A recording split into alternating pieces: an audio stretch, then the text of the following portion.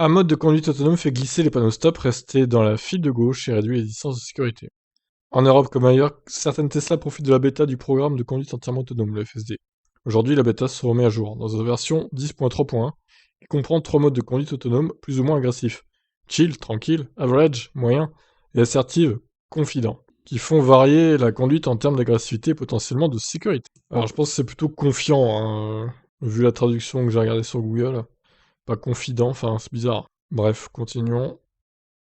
Donc à l'époque, Tesla avait déployé le correctif 10.3 qui incluait 3 profils de conduite, ces 3 modes qui permettent de nouveau de réguler le comportement du véhicule lorsque le FSD est actif, font de nouveaux débats et inquiètent certains utilisateurs. Si vous choisissez le mode assertive, Tesla vous indique que dans ce profil, votre modèle X aura une distance de sécurité moindre, effectuera des changements de voie plus fréquents, ne quittera pas la voie de gauche et pourra glisser ou ne pas s'arrêter au stop. Ah oui, quand même.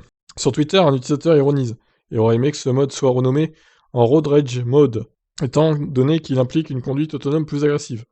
La mention May Perform Rolling Stops est prise au sérieux, vu qu'elle sous-entend que le véhicule ne peut pas complètement s'arrêter à un panneau stop. Rappelons qu'en France, l'infraction consistant à ne pas s'arrêter à d'un stop est une contravention de classe 4 impliquant une perte de 4 points et une amende de 135 €.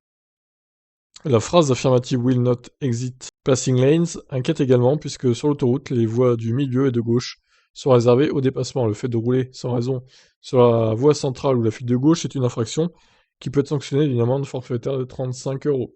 Enfin, la mention Will have a smaller follow distance n'est pas rassurante non plus vu qu'il n'est absolument pas conseillé de suivre un véhicule de trop près. Pour mémoire, la distance de sécurité sur autoroute est imposée par le code de la route, elle est de 73 mètres et équivaut à 2 secondes pour une vitesse de 130 km/h. Son non-respect consiste également en une infraction de 4ème classe. Donc il y a une vidéo hein, qui est sortie sur YouTube, vous pouvez aller la voir évidemment, pour vous faire votre propre avis. Voilà pour ces modes de conduite du FSD. Qu'est-ce que vous en pensez? Je vous laisse commenter. Ciao ciao.